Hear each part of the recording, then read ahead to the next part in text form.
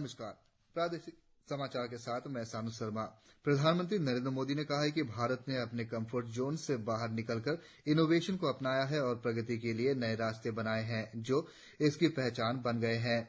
Nigeria की राजधानी Abuja में भारतीय प्रवासियों को संबोधित करते हुए श्री मोदी ने कहा कि भारत एक नई यात्रा पर निकल पड़ा है और इसका लक्ष्य है एक विकसित भारत का निर्माण करना। अपनी सरकार की उपलब्धियों पर प्रकाश डालते हुए प्रधानमंत्री ने कहा कि भारत में 1.5 लाख से अधिक पंजीकृत स्टार्टअप हैं। प्रधानमंत्री ने कहा कि भारत विकास, शांति, समृद्धि और लोकतंत्र का प्रतीक बनकर दुनिया के लिए एक नई उम्मीद बनकर उभरा है।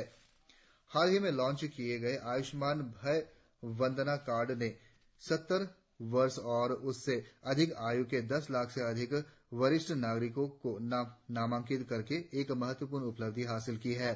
स्वास्थ्य और परिवार कल्याण मंत्रालय ने कहा है कि यह उपलब्धि प्रधानमंत्री नरेंद्र मोदी द्वारा 29 अक्टूबर को लॉन्च किए जाने के 3 सप्ताह के भीतर हासिल की गई है।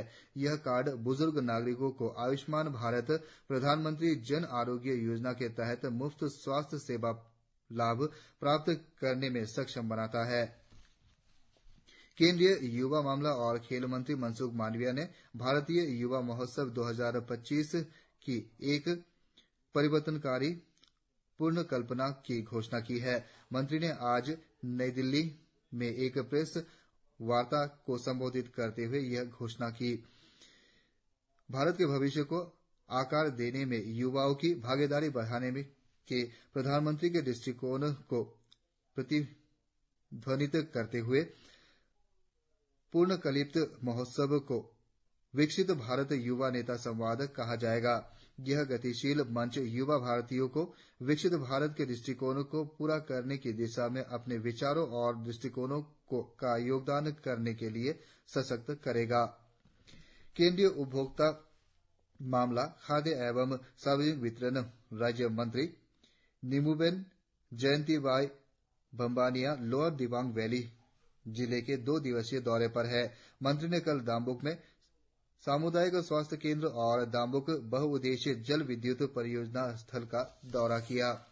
उन्होंने आशा कार्यकर्ताओं से बातचीत कर समस्याओं और शिकायतों को सुना तथा उन्होंने अपने समुदाय को बेहतर बनाने की दिशा में काम करने के लिए प्रोत्साहित किया।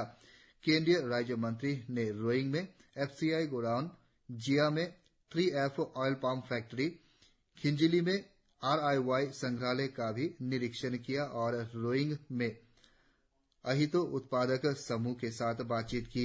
एक समीक्षा बैठक के दौरान बम्बानिया ने सभी को सबका साथ सबका विकास के आदर्श को आगे बढ़ाते हुए मिलकर काम करने के लिए प्रोत्साहित किया। राज्यपाल लेफ्टिनेंट जनरल KT पटनायक सी योमी जिले के 2 दिवसीय दौरे पर हैं।